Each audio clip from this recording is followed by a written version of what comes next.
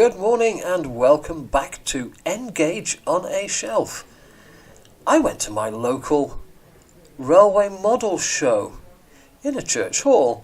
There wasn't a lot on display, but there was still plenty of variety. Though I haven't recorded the names of the layouts or the name of the people who created them. There's an awful lot of different gauges on display, which makes it quite interesting for me. I discovered a lot of things while I was here. So for instance, it is far easier to create a scene in the larger gauges. Not only can you see what you are doing, but you can actually handle the items that you are trying to put in place to create the scene.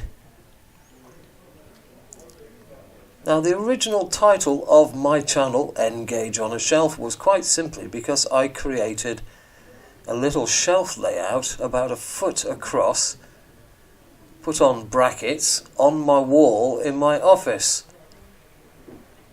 And of course, I wanted to be a little bit more ambitious, but I kept the name.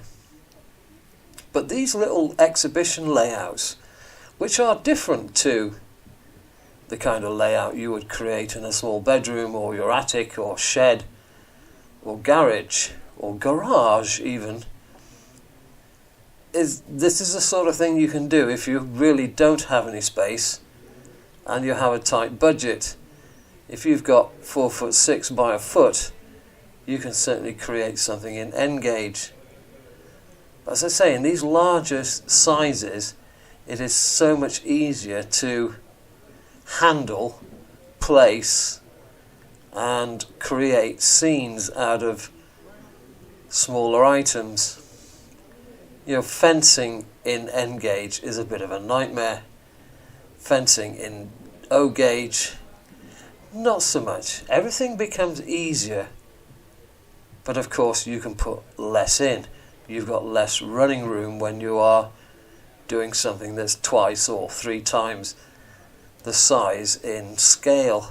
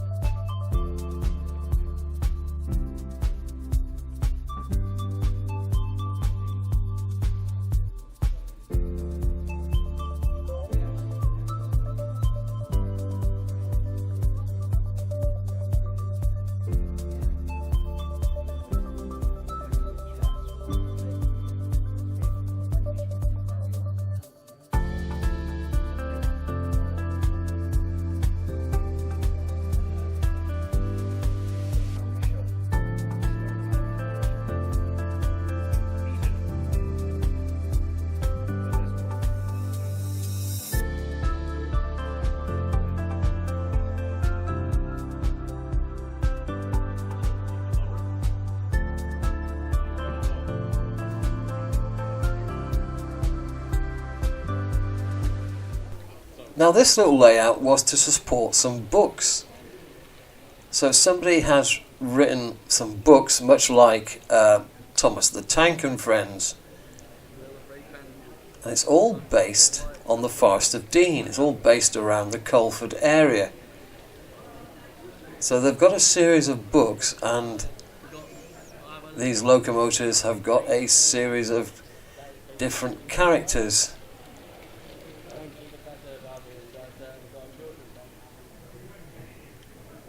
And now we're off to Switzerland. Now, as you can see, in the larger gauges, it is so much easier to create a scene with people, bicycles, bicycle stand, bus shelters.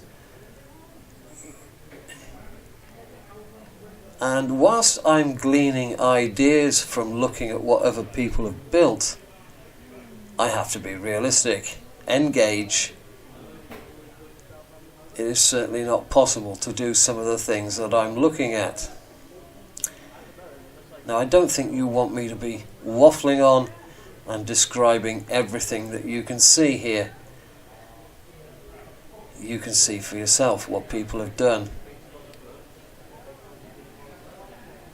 And as I say, just to double down, even if you don't have a lot of space, you can certainly create something. And in N-gauge, where everything's smaller, then you can create a bit more on the same size board. But look at this little shunting layout. It's not very long at all. And you certainly have a great deal of fun moving a few trucks around.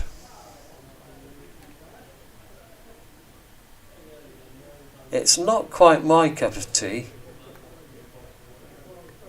I don't think I could just do this, is to shunt trucks backwards and forwards. But it shows what is possible. As I say, with an exhibition layout that you've got to take in your car or your van, then you have to keep it small. So these are very popular things for exhibition layouts, is having a little shunting layout. Now this is the big boys scale. I think it's G, I'm not certain off the top of my head. As I said before, I'm no expert modeler. But even in this large scale, you can still set your locomotives and go and do some work.